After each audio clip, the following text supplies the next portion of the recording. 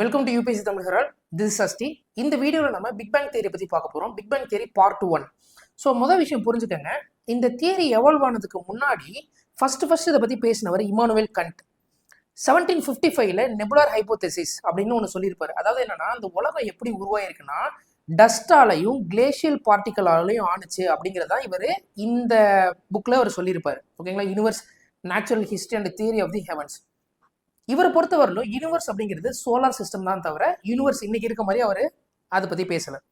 அதே மாதிரி இவர் என்ன சொல்லியிருப்பாருன்னா, இந்த நெபுலா அப்படின்னா கிளவுட்ஸ் ஆஃப் ஹைட்ரஜன்லாம் ஒன்று சேர்ந்து ஒரு கிளவுட் மாதிரி இருக்கதான் நெபுலா அப்படின்னு சொல்லுவாங்க.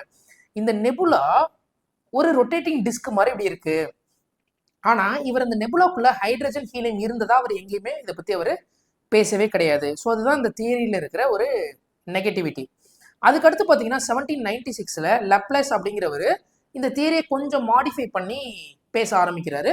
அண்ட் தென் 1950ல் உங்களுக்கு ஆட்டோ ஸ்கிமிட் அண்டு கால் வீசஸ்கர் அப்படிங்கிற 2 பேர் என்ன பண்ணுறாங்க, இதே தியரியை ரிவைஸ் பண்ணி அடுத்த லெவலுக்கு எடுத்துகிட்டு வராங்க. ஸோ இதுக்கப்புறம் தான் நமக்கு முக்கியமான பர்சன் மாடர்ன் தியரிஸ் உருவாகுது. இந்த மாடர்ன் தியரியில் எட்வின் ஹபிள், இவர் தான் நம்ம நிறைய டைம் கேள்விப்பட்டிருப்போம். இவர் ஒரு அஸ்ட்ரானமர். இவர் என்ன சொல்றாரு, ஒரு பலூனை வச்சு ஒரு எக்ஸாம்பிள் கொடுக்குறாரு. லைக் எப்படின்னா, ஒரு பலூனை ஊதுனீங்கன்னு வைங்களேன். ஸோ என்ன ஆகும், ஒரு பலூனை அப்படி பெருசாகும். அந்த பலூனை ஊதுறதுக்கு முன்னாடி 2 புள்ளி வைங்க.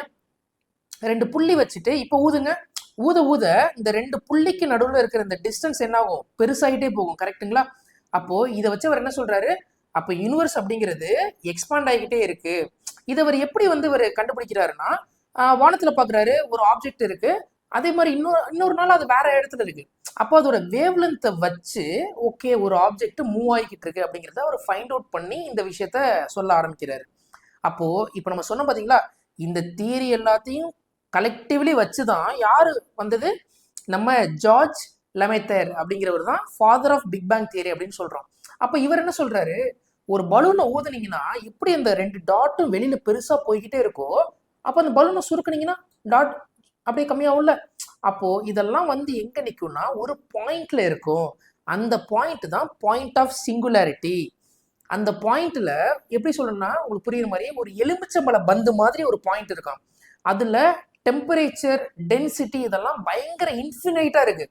அப்போ இப்போ புரியுற மாதிரி சொல்றேன், ஒரு பால் இருக்கு. இந்த பால்ல 100 லிட்டர் தான் தண்ணி ஊற்ற முடியும்னு வைங்களேன். இப்போ 101 லிட்டர் வந்ததுன்னா பால் வெடிச்சிடும்ல. அந்த மாதிரி தான் அந்த பாயிண்ட் ஆஃப் சிங்குலாரிட்டி இருக்கு.